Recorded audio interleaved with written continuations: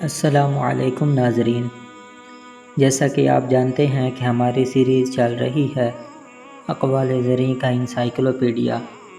اس میں ہم مختلف لوگوں کے اقوال آپ کے ساتھ شیئر کرتے ہیں۔ آج کی ہماری ویڈیو حضرت ذوالنون مصری رحمۃ اللہ علیہ کے اقوال پر ہے۔ حضرت ذوالنون مصری رحمۃ اللہ علیہ فرماتے تھے، کمینہ وہ ہے جسے اللہ تعالیٰ تک پہنچنے کا طریقہ نہ آتا ہو اور نہ کسی سے دریافت کرتا ہو۔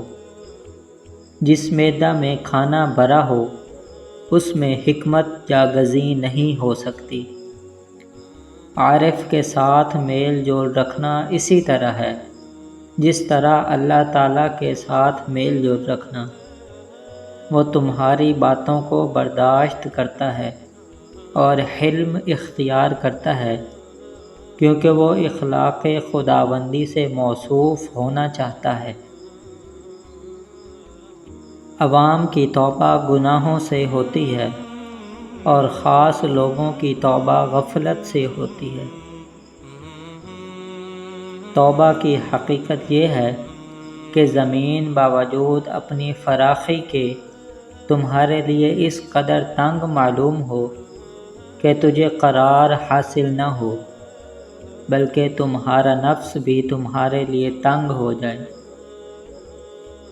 یقین امیدوں کو تباہ کرنے کی دعوت دیتا ہے، اور امیدوں کو تباہ کرنا زہد کی طرف لے جاتا ہے، اور زہد سے حکمت پیدا ہوتی ہے، اور حکمت سے انجام میں غور و خوض کی عادت پڑتی ہے۔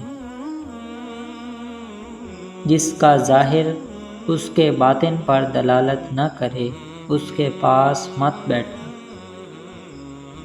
جو چیز بھی تجھے خدا سے غافل کرے وہی دنیا ہے۔ اگر تیرا دشمن ایسا ہے کہ وہ تجھے دیکھتا ہے اور تو اسے نہیں دیکھ سکتا، تو ایک ایسی ہستی کی پناہ میں آ جا جو تیرے دشمن کو دیکھتا ہے لیکن وہ اسے نہیں دیکھ سکتا۔